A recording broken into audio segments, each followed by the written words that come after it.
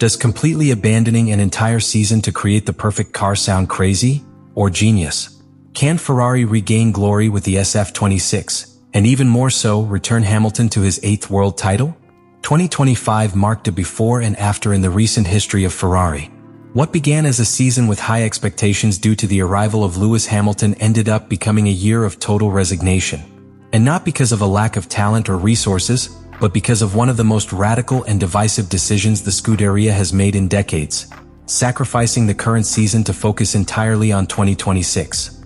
That was Fred Vasseur's move. But beyond the cold results, what caught the most attention was the honesty with which Ferrari assumed the internal impact of its decision. Vasseur openly acknowledged that he underestimated the psychological effect of stopping wrestling on the court. Every race became a hopeless ritual. No updates, no progress, no real expectations. Pilots, engineers, mechanics, everyone knew it. They were competing with a tool that had already been condemned to oblivion. And that environment, according to the team leader himself, eroded the morale and energy of the group. This move by Ferrari was not only strategic, it was emotionally devastating. What was gained in development time for the SF26 was paid in wear and tear, demotivation, and media pressure. In contrast, McLaren continued to develop its car until the latter part of the year. Mercedes did the same. Even Red Bull, despite its internal problems, kept its evolution program active. Ferrari, on the other hand, opted for all or nothing. This radical move leaves us with a question that will shape the narrative of the entire 2026 season. Will it be remembered as a display of visionary bravery or as a historic mistake that buried the Hamilton era at Maranello before it began? Because if the SF26 does not comply, not only will one car have failed, an entire philosophy will have failed. A philosophy that put all its eggs in one basket and left the legacy of the most successful driver in F1 history on hold with the promise of a rebirth that, for now, only lives on paper and in simulations. Ferrari has made an absolute bet. Now we just have to see if the risk turns into reward or regret. What is brewing in Maranello with the SF26 is not just a change of car. It is a break with everything before. Ferrari is not developing a simple evolution of the SF25. He is building a machine designed from the ground up to dominate under a completely different regulation, designed to redefine what it means to be fast in Formula One. And the leaks that have come to light reveal that this new car contains a series of decisions that are not only bold, but almost reckless. The first, and probably the most impactful, is the choice of a steel cylinder head for the engine. For decades, the standard in Formula One has been aluminum. Light, versatile, easy to shape and strong enough, until now. But with the 2026 regulations raising the minimum weight of power units to 150 kilos and limiting the use of electrical energy, Ferrari has chosen to sacrifice grams in favor of thermal efficiency and absolute reliability. The much denser steel offers thermal resistance that aluminum simply cannot match. This resistance allows operation at higher combustion temperatures, which translates into greater extraction of useful energy for each ignition cycle. But the innovation doesn't end there. By generating less waste heat, the engine requires less cooling capacity. And this turns into an indirect aerodynamic advantage. Smaller radiators, narrower side pods, cleaner air flows towards the rear of the car. Ferrari has historically suffered from overly aerodynamically loaded designs. This innovation could finally break that curse. Additionally, the use of steel stabilizes the engine geometry for more thermal cycles. This not only improves reliability, but gives engineers a more predictable basis on which to configure the car over an entire race weekend. In an era where engine management is critical with only 3 units per season, this decision can make the difference between competing for a championship or looking from behind. But the engine is only half the revolution. Ferrari has also made a surprising decision on a mechanical level. The abandonment of the pull-rod suspension system, adopted in recent years, and the return to the pushrod architecture on both axles. A choice that dates back to the days of the F10 in 2010. This configuration allows better accessibility for mechanics, but more importantly, offers a more favorable distribution of aerodynamic packaging, especially in a context where ground effect is completely eliminated. It is no longer about maximizing floor suction loading, but rather managing airflow with greater precision and stability through the chassis and upper body.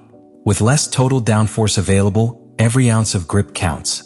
And this is where the pushrod regains relevance. It allows greater scope for adjustment in ride height, damping, lateral stiffness, and unsprung mass control. Ferrari learned the hard way in 2025 that you can't win with a car extremely sensitive to asphalt, like the SF25, which punished any slight deviation from its ideal configuration. The SF26 is designed to be more forgiving, more stable, and above all, more adaptable. Each of these decisions, the steel engine, the pushrod suspension, the active aerodynamics, is a risk on its own. But Ferrari has bet on all three at the same time. What they are building in Maranello is not a conservative car. It is a declaration of principles. A grilled message: we are willing to reinvent ourselves, to break molds, to fail if necessary, but also to be the first. And at the center of this silent revolution, one man, Lewis Hamilton. The SF26 is not just a racing machine. It is a weapon designed for him. Every technical decision, every balance adjustment, every control interface responds to your style, your experience, your ambition. What is at stake is not just the title. It is the validation of a new Ferrari. A Ferrari that dares to change everything to become number one again. The SF26 is not just another car on the Maranello production line. It is the culmination of an all-or-nothing bet. Ferrari has placed in it not only its technical capital, but also its reputation, its historical pride, and the legacy of a living legend like Lewis Hamilton. Never before in the hybrid era has a move of this caliber been seen, completely sacrificing a season to build a single car. Only one. Let it change everything. The first leaks and internal data speak of a radically different car, with innovations that completely separate it from what the Scuderia has produced in the last 15 years. But in Formula One, the difference between genius and disaster is thin. The margins are microscopic, the stakes are gigantic. Against them, Ferrari not only needs to be at the level, you need to overcome them. Because this time, there is no longer any room to hide behind future promises. Hamilton did not come to Ferrari to do emotional tourism. He came to win. His legacy, that coveted 8th title that would put him above Schumacher, depends on this car. There will not be another opportunity so aligned between talent, time, and regulations. The irony is that, at this moment, Ferrari finds itself in exactly the same position as Hamilton, on the brink of all or nothing. The team needs to redeem itself from years of frustration, erratic decisions, and inconsistent cars. And Hamilton needs to prove that his greatness doesn't depend on Mercedes alone, but that he can drag another sleeping giant back to the top. In that sense, SF26 and Hamilton are the same project, the same narrative.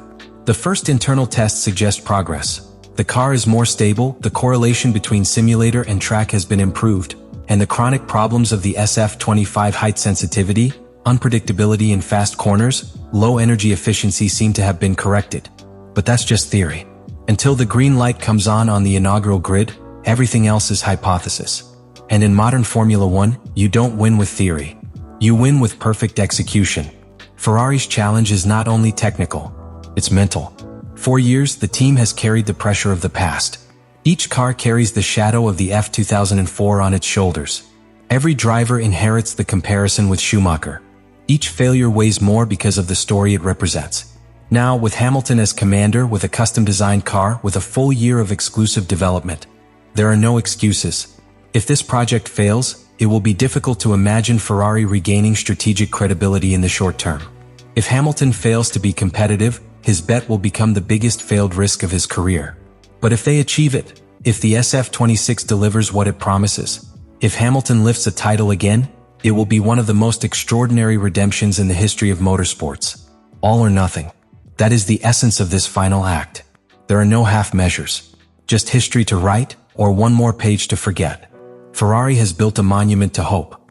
He has sculpted the SF26 as a total work of engineering, as an act of faith in the future, and at the same time, as a cry of despair in the face of a past that has tasted too much like frustration. This car is not just a machine. It's a metaphor. It represents the will to reinvent a team that has been humiliated in the hybrid era, that has lived off of memory and has coexisted with ridicule, but that refuses to disappear. And that is the weight that the SF26 carries. Not just the weight of a steel engine, but that of an entire legacy. The legacy of a team that refuses to die. That of a champion who refuses to give in.